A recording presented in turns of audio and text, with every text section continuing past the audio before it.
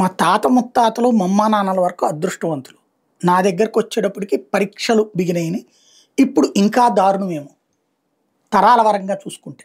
విద్యా వ్యవస్థ ఇంత నీచంగా దిగజారుతున్నటువంటి పరిస్థితి. ఎందుకు ఈ మాట అనాల్సొస్తుందంటే, తాత ముత్తాతల టైంలో ఇళ్ళ దగ్గరకొచ్చి పాఠాలు చెప్పెళ్ళేవాళ్ళు, చిన్నపాటి డబ్బులు తీసుకునేవాళ్ళు, లేదా అక్కడ గవర్నమెంట్ స్కూల్. మా టైంలో కూడా మా అమ్మా నాన్నల టైంలోనైనా అది ఉంది. మా టైంలో కూడా మేము గవర్నమెంట్ స్కూళ్ళల్లో చదివినటువంటి వాళ్ళమే. కాలేజీలు కూడా ఎయిడెడ్ విద్యా సంస్థలో చదివినటువంటి వాళ్ళమే. అదే సందర్భంలో అప్పుడే ప్రారంభమైనటువంటి ప్రైవేటు విద్యా సంస్థలో ప్రైవేట్లు చెప్పేవాళ్ళు. ప్రైవేటు సంస్థలు కాస్త తర్వాత ప్రైవేటు కాన్వెంట్ల కిందకి మారినాయి. ఇవాల్టి రోజున ప్రభుత్వ సంస్థల్లో చదవటం ఏదో అసమర్థత కింద ఫీల్ అయ్యే పరిస్థితి. ప్రభుత్వ సంస్థలకి సంబంధించిన విద్యా వైద్యం అంటే పనికిరానివన్నటువంటి ఒక ఫీలింగ్. బట్ అద్భుతమైనటువంటి టాలెంటెడ్ టీచర్లు అందులో ఉంటారు.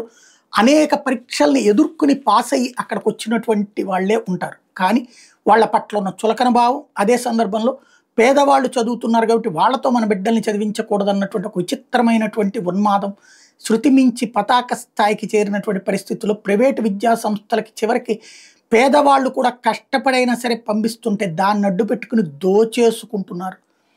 ఇవాళ మినిమం ఫీజు మామూలు ప్రైవేటు విద్యా సంస్థలు 1వ తరగతికి 10,000 రూపాయలు. మామూలు విద్యా సంస్థలు. మిగతా వాటిట్లో 30,000, 40,000, పెద్ద వాటిట్లో 1,00,000 దాకా కూడా వసూలు చేస్తున్నారు.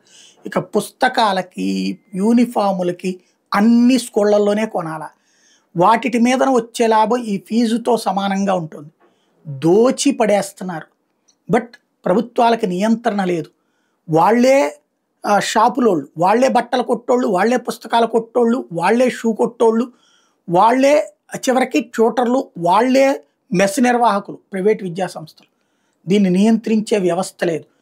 వేల కోట్ల రూపాయలు సంపాదించుకుంటున్న సంస్థలు కార్పొరేట్లు అయితే, 100 కోట్ల రూపాయలు సంపాదించుకునే ప్రైవేట్ విద్యా సంస్థలు అయితే సరే ఈ వచ్చిన డబ్బులతో బతికేస్తున్నటువంటి విద్యా సంస్థలు కూడా ఉన్నాయి. కానీ ఇక్కడ సమస్య ఏంటంటే, ప్రజలు దీన్ని ఎఫర్ట్ చేయగలుగుతున్నారా? 10,000 రూపాయల జీతంలోపు సంపాదించే వాళ్ళ బ్రతుకులేంటి? 25,000 రూపాయల లోపు సంపాదించే వాళ్ళ బ్రతుకులేంటి? వాళ్ళు ఎలా ఖర్చు పెడతారు? అప్పులు చేసి ఖర్చు పెడితే ఎవరు తీరుస్తారు? ఎలా తీరుస్తారు? దినదినగంట 100 ఏళ్ల ఆయుష్ బ్రతుకులతో తల్లడిల్లుతున్న మధ్యతరగతి, దిగువ మధ్య తరగతి కి ఎదురవుతున్నటువంటి ఈ సమస్యకి పరిష్కారం ఎక్కడా కనిపించటంలా.